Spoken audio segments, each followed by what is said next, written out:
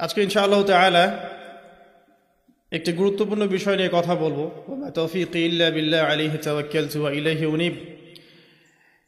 তো আমি আলোচনা শুরু করতে চাচ্ছি একটা মূল জায়গা থেকে, যে মুসলিম উম্মার বা মুসলিম জাহানের একজন জাতির পিতা আছেন, তার নাম কি? মাশাআল্লাহ, ইব্রাহিম আলাইহিস সালাম। ইব্রাহিম আলাইহিস সালামের দুইজন সন্তান, একজন ইসমাঈল আলাইহিস সালাম আর একজন ইসহাক আলাইহিস সালাম। আলোচনা একটু মন দিয়ে শুনতে হবে, কোনো অংশ যদি মিস করে ফেলেন তাহলে হয়তো বুঝতে পারবেন না পরের অংশটা।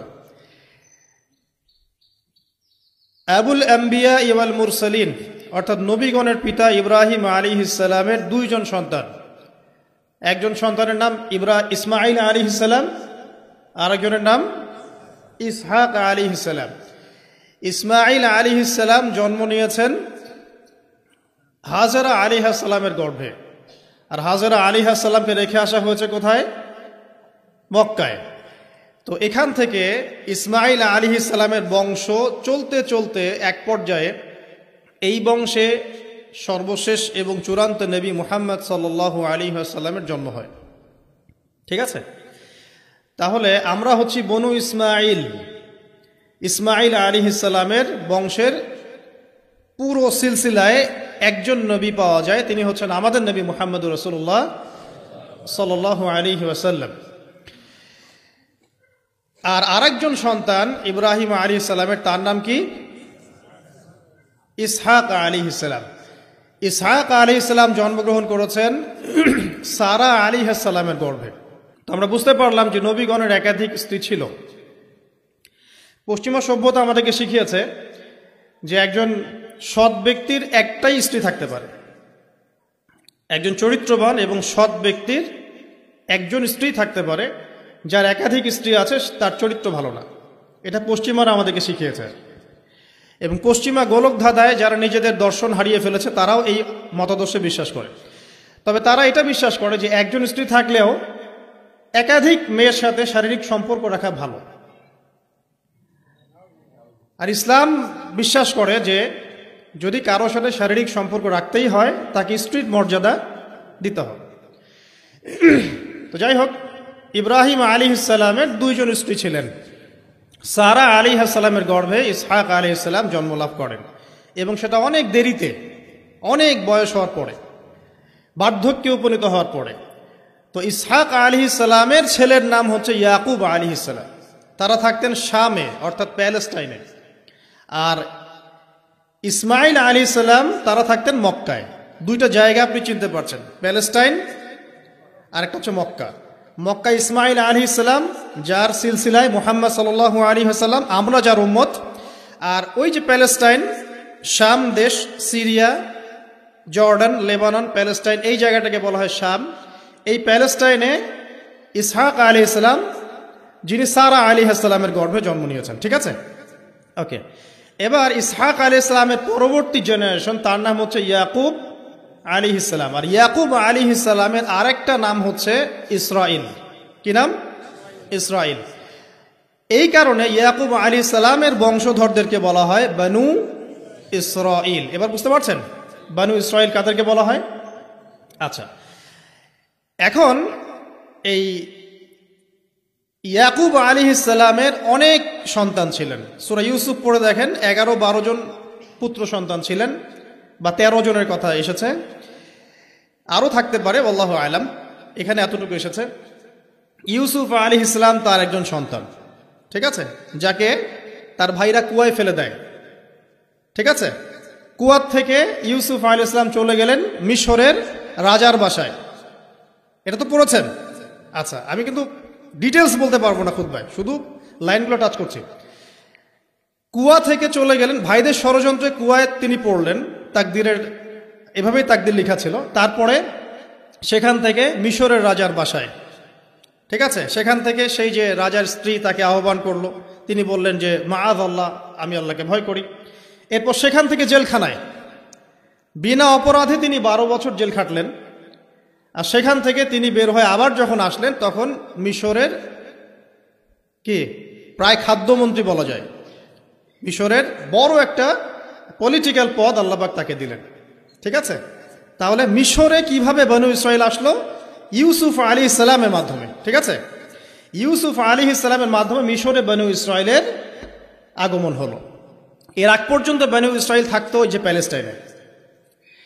এখন ইউসুফ আলাইহিস সালামের শাসনামল যতদিন ছিল ততদিন পর্যন্ত বনু ইসরাইল মিশরে খুব ভালোভাবেই জীবনযাপন করত। কিন্তু যখন তার যুগটা চলে গেল তখন সেখানে ফেরাউনদের যুগ আসলো। কাদের যুগ? ফেরাউনদের যুগ। আর ফেরাউন শব্দের অর্থ হচ্ছে এটা একটা রাষ্ট্রীয় পদ, যেমন প্রেসিডেন্ট, প্রাইম মিনিস্টার এমন পদ আছে। ফেরো বা ফেরাউন এটা হচ্ছে একটা রাষ্ট্রীয় পদের নাম। তো ফেরাউনের আসল নাম হচ্ছে রেমেসিস। কি নাম? রেমেসিস। রেমেসিস 1, রেমেসিস 2 এরকম করে নাম থাকে আর কি। আর যে ফেরাউনের মমিটা আমরা পেয়েছি তারও একটা নাম আছে। তার নাম হচ্ছে, আমি এনসাইক্লোপিডিয়া ব্রিটানিকা থেকে এটা পেয়েছি, তার নাম হচ্ছে মনেপ্তাহ। যে ফেরাউনের মমিটা আমরা পেয়েছি এর নাম হচ্ছে মনেপ্তাহ। তার মূল নাম, তাকে রেমেসিস বলা হতো, আর তার টাইটেল হচ্ছে ফেরো বা ফেরাউন। ঠিক আছে, এখন এই ফেরাউনদের সময় ইউসুফ আলাইহিস সালামের রেখে যাওয়া সেই যে বনু ইসরাইল, এরা আর উন্নত জীবনযাপন করতে পারল না। তারা দাসত্বের শৃঙ্খলা আবদ্ধ হলো, তাদের উপর জুলুম নির্যাতন শুরু হতে লাগলো। এক পর্যায়ে ফেরাউন তাদেরকে ডিভাইড অ্যান্ড রুলের মতো করে সমাজে নিপীড়িত করতে লাগলো। আর ফেরাউনের অনেক পাপ ছিল, যে পাপটা আমরা আসলে অল্প কথায় ব্যাখ্যা করতে পারবো না। এক কথায় সে নিজেকে আল্লাহ দাবি করেছিল। তারপরে সে সমাজের মধ্যে শিরকের প্রচলন ঘটাতো। সে কন্যা সন্তানদেরকে জীবিত রাখত, পুত্র সন্তানদেরকে হত্যা করে ফেলত। সে সমাজের মানুষদেরকে বিভক্ত করত, দুর্বলের উপর সবলের অত্যাচার চালাতো। এবং তার একটা অহংকার ছিল, সেটা হচ্ছে সেনাবাহিনীর অহংকার। সে মনে করতো যে সে ওই সময়কার সুপার পাওয়ার, তাকে কেউ পরাজিত করতে পারবে না। ঠিক এখনকার বিশ্বের পরাশক্তিগুলোর মতোই তার দাম্ভিকতা ছিল আর কি। তো একটা কথা বলে নেই, এই ফেরাউন এবং মূসা আলাইহিস সালাম, এই ফেরাউন যখন বনু ইসরাইলকে নির্যাতন করতে লাগলো তখন আল্লাহ পাক একজন নবী পাঠালেন, তার নাম কি? মূসা আলাইহিস সালাম। আর মূসা আলাইহিস সালাম আর ফেরাউনকে নিয়ে কোরআনুল কারীমে প্রায় 44টা সূরার মধ্যে কথা আছে। আমি হিসাব করে দেখেছি এবং আমি টুকটাক ঘাটাঘাটি করে দেখেছি যে প্রায় 44টা সূরার মধ্যে 532টা আয়াত আছে মূসা এবং ফেরাউনকে নিয়ে। কথা বুঝতে পারছেন? 532টা। কোরআনের টোটাল আয়াত কত? একদম ভুল উত্তর, 6236। 6000 কত? 236। মতবিরোধ আছে, তবে 6236টা আয়াতের পক্ষে শক্ত দলিল আছে। তো এটাকে পার্সেন্টেজ দিয়ে করবেন, যারা ম্যাথামেটিক্স পারেন তারা তো খুব সহজেই পারবেন। তো পার্সেন্টেজ করলে দেখবেন যে 8.53% আয়াত মূসা এবং ফেরাউনকে নিয়ে। 100%-এর মধ্যে প্রায় 8.5 বা 9% আয়াত কাকে নিয়ে? মূসা এবং ফেরাউনকে নিয়ে। এমনি এমনি তো আল্লাহ পাক এই কাজটা করবেন না নিঃসন্দেহে। এই ঘটনার মধ্যে যে শিক্ষাগুলো আছে এটা আমাদের জন্য সবচেয়ে বেশি ইম্পর্টেন্ট। এই জন্য এত বেশি আয়াত নাজিল করা হয়েছে। কোরআনের যে কোনো সূরা খুলবেন দেখবেন মূসা আর ফেরাউন, মূসা আর ফেরাউন। কি কারণ? এমনি এমনি? নিঃসন্দেহে শেষ জামানে আমরা যারা বাস করব তাদের জন্য এই ঘটনার মধ্যে বিশাল কিছু শিক্ষা আছে। শিক্ষাগুলো আমরা ইনশাআল্লাহ আজকে জানব। তো এখন মূসা আলাইহিস সালাম এই ফেরাউনের যুগে জন্ম লাভ করলেন। তবে ফেরাউনকে জ্যোতিষীরা বলেছিল আগেই যে ওই শাম দেশ থেকে একটা আগুন আসছে যে তোমার সিংহাসনকে পুড়িয়ে ফেলবে। এর ফলশ্রুতিতে ফেরাউন যেটা করলো, সমস্ত পুত্র সন্তান যারা হতো এদেরকে তারা জবাই করে হত্যা করত। তো যখন জনগণ বলল যে কাজটা খুব খারাপ, প্রতিবাদ শুরু হলো, তখন 1 বছর গ্যাপ দেওয়া শুরু করলো। 1 বছর মারবে আর 1 বছর রাখবে, আর 1 বছর মারবে আর 1 বছর রাখবে। যেই বছর মারলো না সেই বছর জন্ম লাভ করলো মূসা আলাইহিস সালামের ভাই হারুন আলাইহিস সালাম। ঠিক আছে, উনিও কিন্তু নবী ছিলেন। আচ্ছা, আর যে বছর মারার কথা সেই বছর জন্ম লাভ করলেন মূসা আলাইহিস সালাম। এখন আমি খুব শর্ট করে বলছি, অনেক ডিটেলস বলতে গেলে 3টা বেজে যাবে, আজকে আসরও হতে পারে। তো এখন যে বছর মারার কথা সেই বছর জন্ম লাভ করলেন মূসা আলাইহিস সালাম। এখন মূসা আলাইহিস সালামের মা কিন্তু তখন খুব শঙ্কিত, ফেরাউন তার সন্তানকে হত্যা করবে। আল্লাহ রাব্বুল আলামিন কোরআনের মধ্যে বলেছেন সূরা কাসাসের মধ্যে। কোন সূরা? সূরা কাসাস। আমি দুইটা সূরার নাম বলছি, আজকে বাসায় গিয়ে পড়বেন। এই দুইটা সূরার মধ্যে সবচেয়ে বেশি হিস্ট্রি আছে মূসা এবং ফেরাউন এই বিষয়টার উপরে। একটা সূরার নাম হচ্ছে সূরা তাহা, এখানে সুন্দর করে ধারাবাহিকভাবে গল্পটা দেওয়া আছে। আর একটা সূরা হচ্ছে সূরা কাসাস। এই দুটা পড়বেন অর্থসহ। তো মূসা আলাইহিস সালামের মায়ের হৃদয়টা খুব শঙ্কিত ছিল যে তার সন্তানকে হত্যা করে ফেলা হবে। আল্লাহ রাব্বুল আলামিন বলছেন যে আমি তার কলবে ইলহাম করলাম। সুবহানাল্লাহ। আল্লাহ পাক তার মায়ের কলবের মধ্যে ইলহাম, মানে কি? ইলহাম হচ্ছে আল্লাহর পক্ষ থেকে প্রত্যাদেশ না, ওহী না, কিন্তু একটা বুঝ বা একটা নূর, একটা তাজাল্লি, একটা বসিরা ঢেলে দেওয়া। এটা কিন্তু নবুয়ত না, একটা কাজের চেতনা বা দৃঢ়তা আল্লাহর পক্ষ থেকে ঢেলে দেয়া। তার মায়ের কলবের মধ্যে আল্লাহ রাব্বুল আলামিন ইলহাম করলেন যে তুমি তোমার সন্তানটাকে সিন্দুকের মধ্যে ভরে ভাসিয়ে দাও নীল নদে। এখন তার মায়ের কলব, তার মায়ের হৃদয় ছটফট করতে লাগলো, কারণ কোনো মাই তো চাইবে না তার সন্তানকে এভাবে ভাসিয়ে দিতে। আল্লাহ পাক বলছেন যদি না আমি তার হৃদয়টাকে শক্ত করতাম তাহলে সে বিচলিত হয়ে পড়তো। আল্লাহ পাক তার হৃদয়টাকে শক্ত করলেন, সে বিচলিত হলো না, সন্তানকে ভাসিয়ে দিল। এবার সন্তান ভাসতে ভাসতে ভাসতে কোথায় যাচ্ছে? যেখানে ফেরাউনের স্ত্রী গোসল করছে। কথা কি বুঝতে পারছেন? খুব চমৎকার হিস্ট্রি কিন্তু গল্পটা।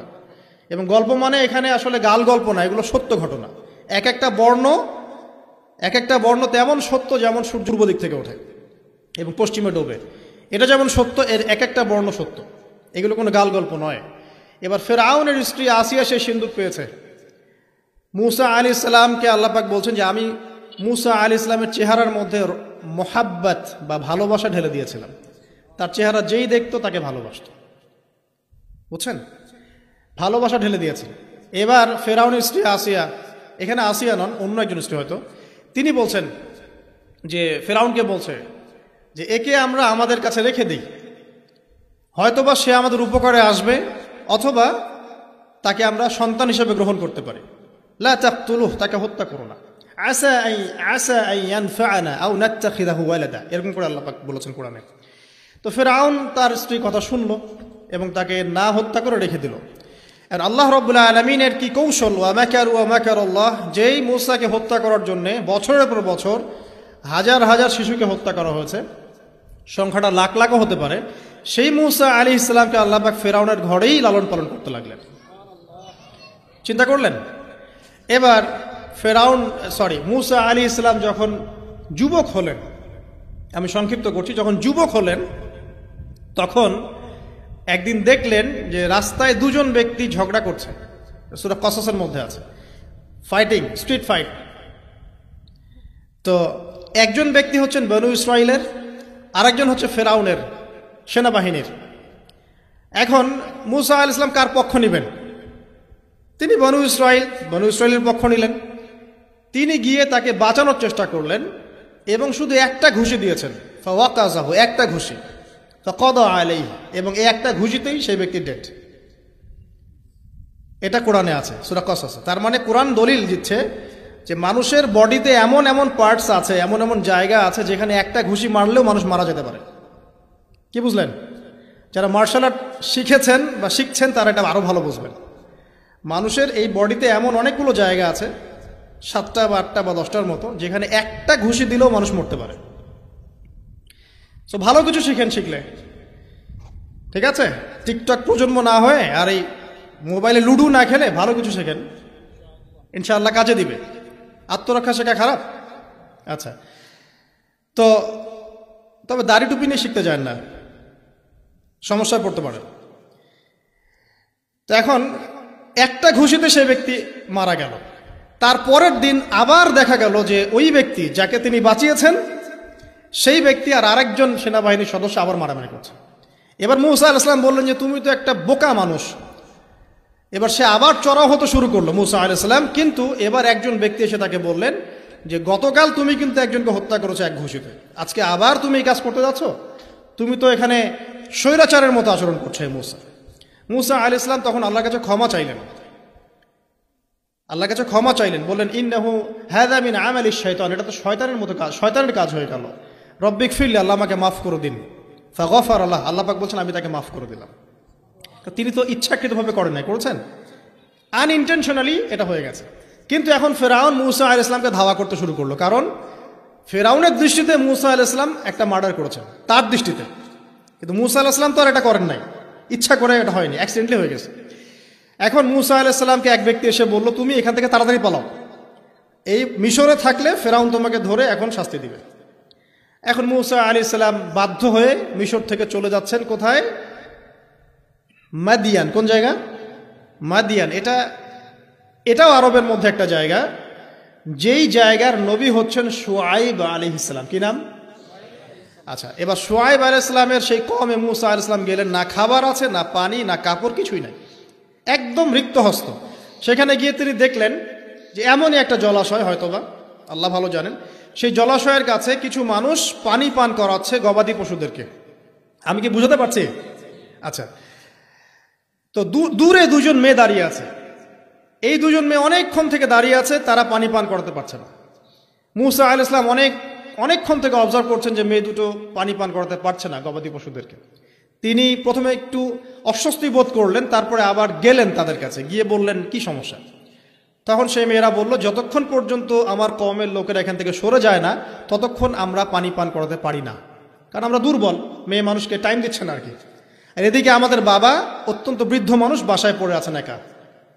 তখন মূসা আলাইহিস সালাম যুবক ছিলেন এবং তিনি কিন্তু শক্তিশালী ছিলেন, কওয়িউন আমিন, বিশ্বস্ত এবং শক্তিশালী। ওই যে এক ঘুষিতে মানুষ মারা মানুষ, কি মনে করছেন? তো তিনি এবার ওই গবাদি পশুদেরকে নিয়ে এসে পানি পান করালেন। পানি পান করিয়ে তিনি একটা গাছের ছায়ায় গিয়ে বসলেন। এই প্রত্যেকটা কথা কিন্তু কোরআনে আছে, প্রতিটা কথাই। সূরা কসস পড়েন, সূরা তাহা পড়েন। গাছের ছায়ায় বসে তিনি একটা দোয়া করছেন, এবার হাত উঁচু করে দোয়া করছেন, রব্বি, হে আমার প্রতিপালক, ইন্নী লিমা আনজালতা ইলাইয়া মিন খায়রিন ফাকির। হে আল্লাহ, আপনি আমার প্রতি যে রহমত বা যে করুণা বর্ষণ করবেন এর জন্য আমি ফকির হয়ে বসে আছি। দোয়ার ভাষাটা শুনছেন? আল্লাহ, আপনি আমার প্রতি যে করুণা বর্ষণ করবেন আমি এর জন্য ফকির হয়ে বসে আছি। তো প্রত্যেকটা নেক কাজ করার পরে এরকম দোয়া করা সুন্নত, দোয়া কবুল হয়ে যাবে ইনশাআল্লাহ। দোয়া সাথে সাথে কবুল হয়ে গেল। এখন ওই দুইজন মেয়ের মধ্যে একজন মেয়ে হেঁটে হেঁটে আসছে। ওই মেয়ে কিভাবে হেঁটে এসেছে সেটাও কোরআন বলেছে, কিভাবে হেঁটে এসেছে সেটাও কোরআনে বলেছে সূরা কসসের মধ্যে। সূরা কসসে আল্লাহ পাক বলছেন, ওই দুইজন মেয়ের মধ্যে একজন হেঁটে হেঁটে আসলো লাজুক পায়ে। কেমন পায়ে? লাজুক পায়ে। যেই চলাফেরা আপনি এখনকার মেয়েদের মধ্যে দেখতে পারবেন না। এখনকার মেয়েদের হাঁটার মধ্যে লজ্জা আছে, লজ্জাশীলতার সাথে লাজুক ভঙ্গিতে সেই মেয়ে হেঁটে হেঁটে আসলো। আল্লাহ পাক সেই কথাটাও কোরআনে বলেছেন। এখনকার যে পশ্চিমা সংস্কৃতির অনুকরণ করে যে মেয়েরা, এদের মধ্যে আপনি এই ভাবটা পাবেন। তাদের হাঁটা দেখলে আপনি মনে হবে লজ্জা আছে ভিতরে কোনো। এই বিষয়টা নিয়ে খুব ভাবছিলাম। দেখেন, সূরা আরাফের মধ্যে আল্লাহ পাক বলেছেন যে শয়তান তোমাদের পিতা এবং মাতাকে জান্নাত থেকে বের করে দিয়েছে, তোমরা শয়তান সম্পর্কে সতর্ক থেকো।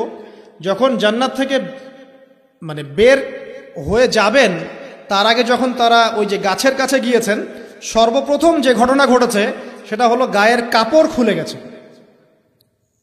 আমি কথা বুঝতে পারছেন না? ওই ফলের কাছে যাওয়ার পর সর্বপ্রথম যে ঘটনা ঘটেছে জান্নাতের, নিজেদের গায়ের কাপড় খুলে গিয়েছিল। এরপরে গাছের ছাল এবং গাছের যে বড় বড় পাতা জান্নাতের, এগুলো দিয়ে তারা লজ্জাস্থান ঢাকা শুরু করেছিলেন। এটাও কোরআনে আছে। এখন আল্লাহ পাক যখন নামিয়ে দিচ্ছেন দুনিয়াতে, আদম সন্তানদেরকে আল্লাহ পাক বলছেন যে তোমরা শয়তান সম্পর্কে সতর্ক থেকো, শয়তান কিন্তু তোমাদের পিতা মাতার কাপড় খুলে নিয়েছিল। কথা বুঝতে পারছেন? এখন খেয়াল করে দেখেন যে কাপড় খুলে নেওয়া দরকার হচ্ছে না, মানুষ অটোমেটিক কাপড় খুলে দিচ্ছে।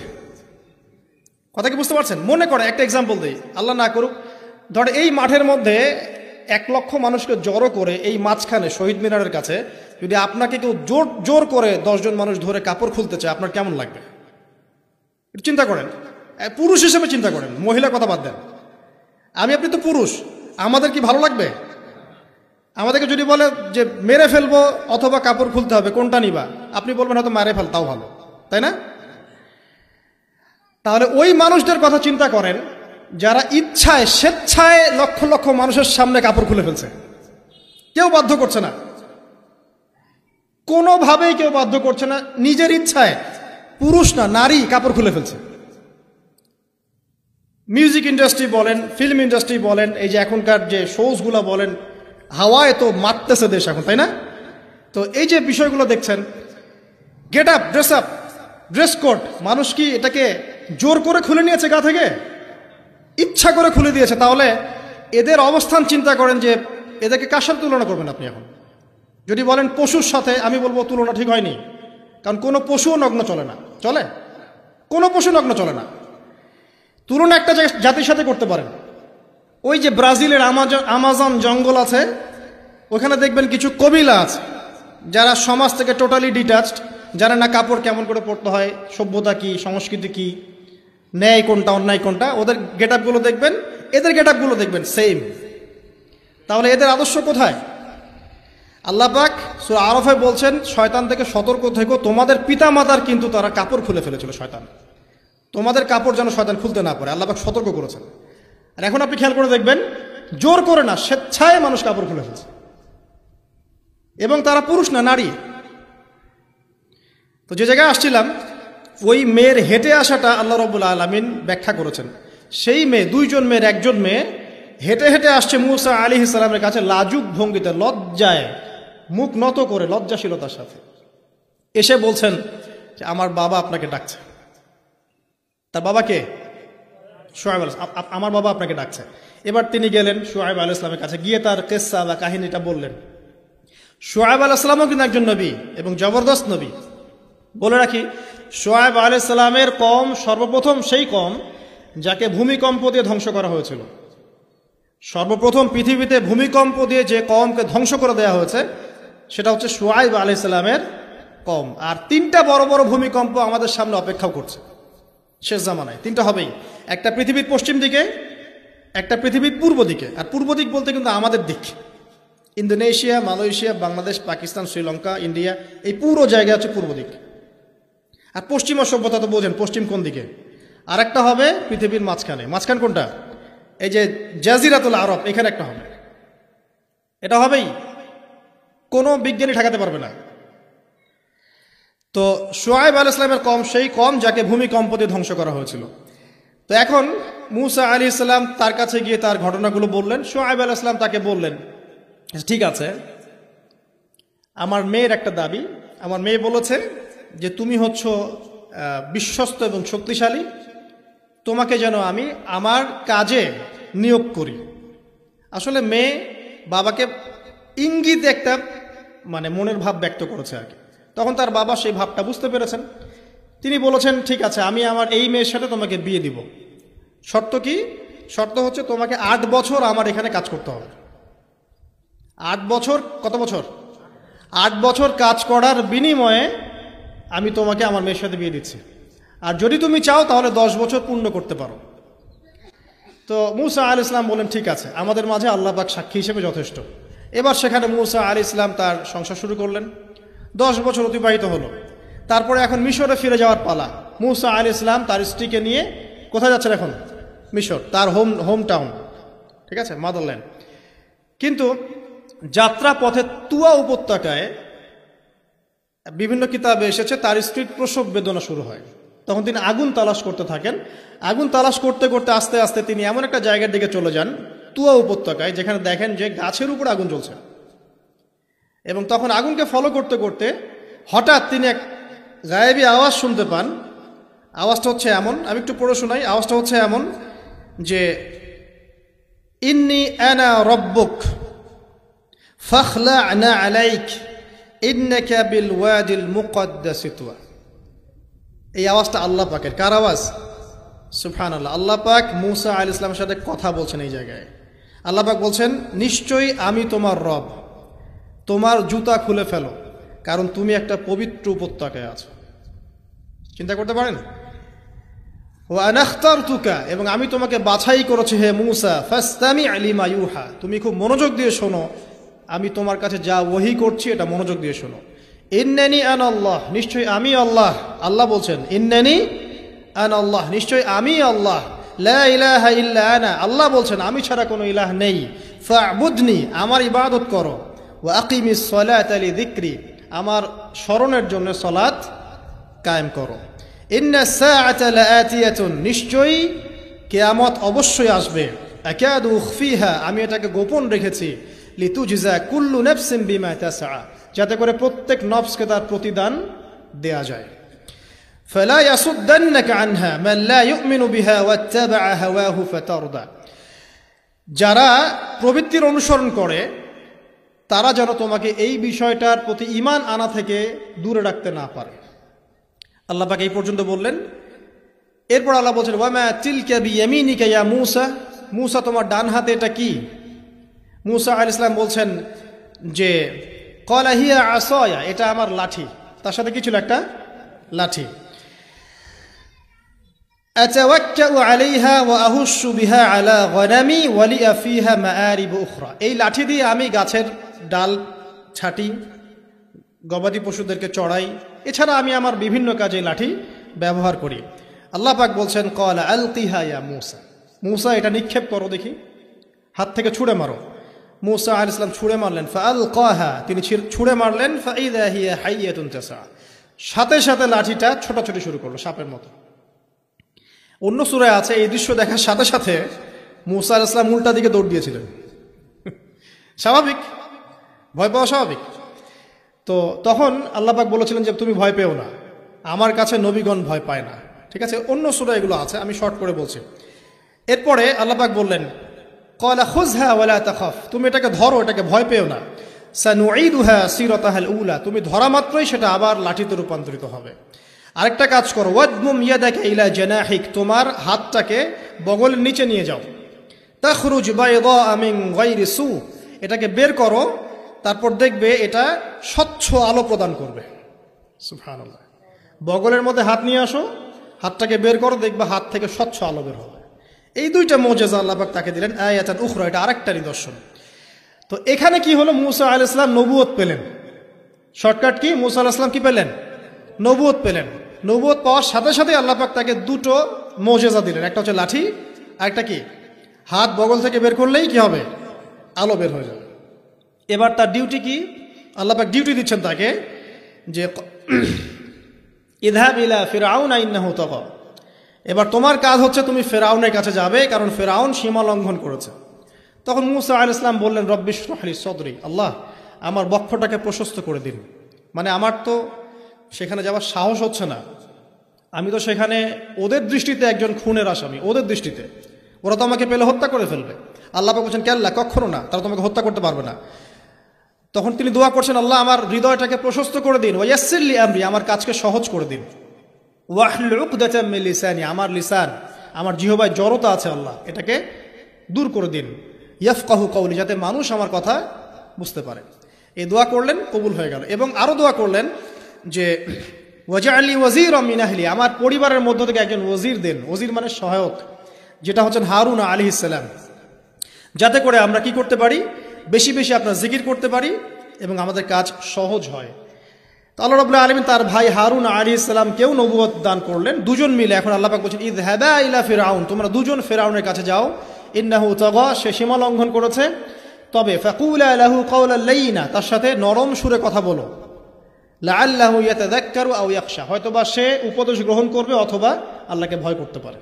তো ডিউটি দেয়া হলো যে তোমাদের কাজ এখন এটা, এবং তোমাদের ভয় পাওয়ার কোনো কারণ নাই, সে তোমাদের কোনো ক্ষতি করতে পারবে না। তার কাছে যাও, মুজিজা দেখাও, আল্লাহর দিকে দাওয়াত দাও, লা ইলাহা ইল্লাল্লাহ। যদি সে দাওয়াত কবুল করে আলহামদুলিল্লাহ, যদি না করে তাহলে আমি আল্লাহ তার জন্য যথেষ্ট। এবার শর্ট করে নিয়ে আসি, মূসা আলাইহিস সালাম সেখানে গেলেন, যার পরে ফিরআউনকে দাওয়াত দিলেন। অন্য আয়াতে সে বলেছিল যে আনা রব্বুকুমুল আ'লা, আমি তোমাদের মহান রব। ঠিক আছে, তো মূসা আলাইহিস সালাম ব্যাখ্যা করলেন আমি সেই রবের কথা বলছি যে রব আসমান সৃষ্টি করেছেন, জমিন সৃষ্টি করেছেন, যেভাবে তাওহীদের দাওয়াত দিতে হয় সব দিলেন। এরপরেও ফেরাউন সেটা গ্রহণ করলো না। তখন মূসা আলাইহিস সালাম বললেন যদি আমি তোমাকে কোনো বড় নিদর্শন দেখাই তারপরেও কি বিশ্বাস করবে না? তখন ফেরাউন বলল যে দেখাও দেখি। তখন তিনি লাঠি ছুঁড়ে মারলেন, সাপ হয়ে গেল। এই দৃশ্য থেকে ফেরাউনের পরিবারের সবাই ভয় পেয়েছিল, কিন্তু পলিটিক্যাল স্বার্থে ফেরাউন বলেছিল যে সে একজন বড় জাদুকর, জনগণকে তো বোঝাতে হবে কিছু, নিজে ভয় পেলেও জনগণকে তো কিছু বোঝাতে হবে। সে জনগণকে বলছে আসলে সে একজন বড় জাদুকর, সে চাচ্ছে তোমাদের ন্যাশনের মধ্যে ফাটল সৃষ্টি করতে। তো এখন কি করা যাবে? পরামর্শ করা হলো, তার কাছের কিছু মানুষ থাকে না, তার মন্ত্রী পরিষদ যারা শয়তানিতে পিএইচডি করেছিল আর কি, তার ওকে পরামর্শ দিল যে একটা কাজ করা যাক, একটা বড় ময়দানে যাওয়া যাক, সেখানে আমরা বড় বড় জাদুকরদেরকে ডাকবো, এখানে একটা জাদুর ব্যাটল হবে, মোনাজারা হবে জাদুর। সব বড় বড় জাদুকরকে ডাকা হলো মিশরের। এবং বলে রাখি যে জাদুবিদ্যা কিন্তু সত্য, সুলাইমান আলাইহিস সালামের সময় থেকে এটা চলে আসছে। হারুত এবং মারুত ফেরেশতাকে কিন্তু এর মধ্য দিয়ে পরীক্ষা করা হয়েছে মানব জাতিকে। যাই হোক, তো জাদু থেকে বাঁচার জন্য কোরআন এবং সুন্নাহর যে দোয়া কালামগুলো আছে এগুলো নিয়মিত পড়বেন ইনশাআল্লাহ। আল্লাহ পাক আমাদেরকে হেফাজত করুন, আমিন। তো আমি শর্ট করছি। তো এবার জাদুকররা একদিকে, মূসা আলাইহিস সালাম একদিকে। তো মূসা আলাইহিস সালামকে তারা বলছে তুমি আগে ছুঁড়ে মারবেন, আমরা ছুঁড়ে মারবো। মূসা আলাইহিস সালাম বলছেন বাল আলকু, তোমরা ছুঁড়ে মারো। তখন তারা যখন তাদের লাঠিগুলো ছুঁড়ে মারলো, এগুলো সাপ হয়ে গেল। এটা কি চোখের ভেলকিবাজি ছিল? আল্লাহ পাক এই জাদুটাকে বলেছেন কোরআনে সিহরুন আযীম, বড় একটা জাদু করেছিল তারা। মানে তারা জাদুবিদ্যায় খুব পারদর্শী ছিল। এখন যেমন সায়েন্সের যুগ, তখন কিন্তু জাদুবিদ্যার যুগ ছিল, ঠিক আছে? তো মূসা আলাইহিস সালাম তারপর কিছুটা ভয় পেয়ে গেলেন। আল্লাহ পাক বলেন তুমি ভয় পেও না, বরং তোমার লাঠি ছুঁড়ে মারো, ইন্নাকা আনতাল আ'লা, তুমি বিজয়ী হবে ইনশাআল্লাহ তাআলা। এরপর মূসা আলাইহিস সালাম লাঠি ছুঁড়ে মারার সাথে সাথেই তার লাঠিটা যে সাপে রূপান্তরিত হলো, এই সাপটা বাকি সব সাপকে খেয়ে ফেললো। এই দৃশ্য দেখার সাথে সাথেই ওই জাদুকর যারা ছিল, সবচেয়ে বড় বড় জাদুকর, একটা সমাজে সবচেয়ে বড় বড় জাদুকর, সাথে সাথে মুসলিম হয়ে গেল।